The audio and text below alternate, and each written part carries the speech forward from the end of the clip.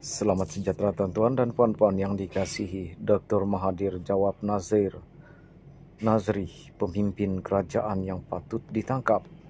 Tanpa menyebut nama Anwar Ibrahim, bekas Perdana Menteri Dr. Mahathir Mohamad berkata, pemimpin kerajaanlah yang sepatutnya ditangkap kerana menghasut.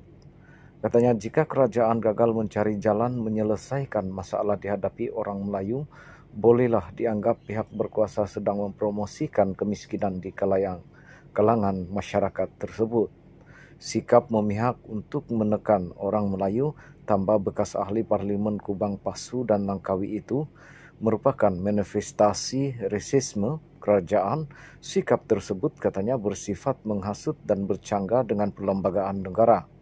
Oleh itu, pemimpin kerajaanlah yang patut ditangkap kerana menghasut, katanya di media sosial hari ini. Hasrat hantaran itu jelas menjadi reaksi Mahathir terhadap Duta Malaysia ke AS yang juga bekas ahli Parlimen Padang Rengas, Nazri Aziz, yang mahu ahli politik berusia 97 tahun terlibat diambil tidak mengikut akta hasutan semalam. Kata Nazri, apa yang dilakukan Mahathir sekarang jelas mahu menghasut rakyat supaya membenci kerajaan. Kerajaan tidak perlu takut untuk mengambil tindakan terhadap Mahathir walaupun dia bekas Perdana Menteri. Semasa zaman Mahathir sebagai Perdana Menteri, sesiapa yang mengadakan perhimpunan mengkritik kerajaan dianggap menentang pentadbiran dan dihukum di bawah Akta Keselamatan Dalam Negeri ISA, katanya. Tak halang demokrasi.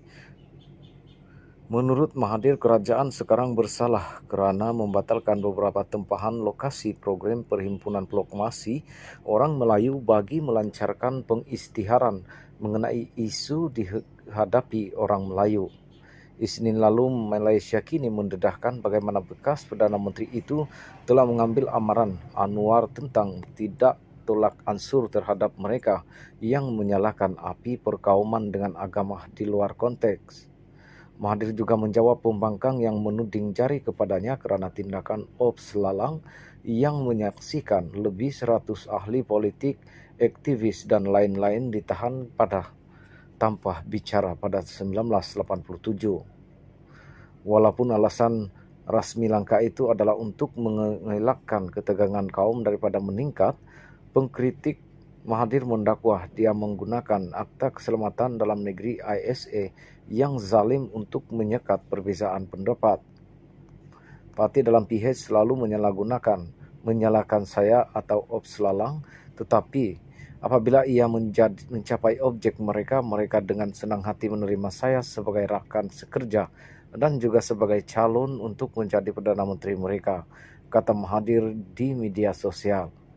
Bagaimana biasa, Mahathir mengulangi penegasan bahawa bukan dia yang mengarahkan penahanan beramai-ramai dalam Ops Lalang kira-kira 36 tahun lalu, walaupun dia merupakan Perdana Menteri ketika itu. Dalam usaha untuk memamerkan kepimpinannya yang dikatakan bertolak ansur, Mahathir mengimbau bagaimana dia memecat Anwar sebagai timbalan Perdana Menteri pada 1998 namun tidak menghalang demokrasi diadakan.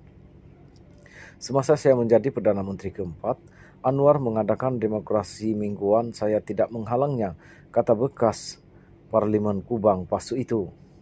Bagaimanapun, Anwar yang memberi arahan agar diadakan perhimpunan pada 2 September 1998 ditahan mengikut ISA 18 hari kemudian. Anwar kemudian dihadapkan ke mahkamah kerana mengalami masalah mata lebam. Suruhanjaya Siasatan Diraja RCI kemudian mendapat Ketua Polis Negara ketika itu, Rahim Noor, menyerang Anwar semasa dalam tahanan. Bercakap mengenai insiden itu selepas Mahathir dan Anwar kembali menjalin kerjasama jangka pendek pada 2018, bekas Perdana Menteri itu berkata dia marah apabila dimaklumkan mengenai perkara tersebut. Bagaimanapun, pada 1998 Mahathir telah menyatakan bahawa kecederaan mata Anwar itu boleh dilakukan sendiri.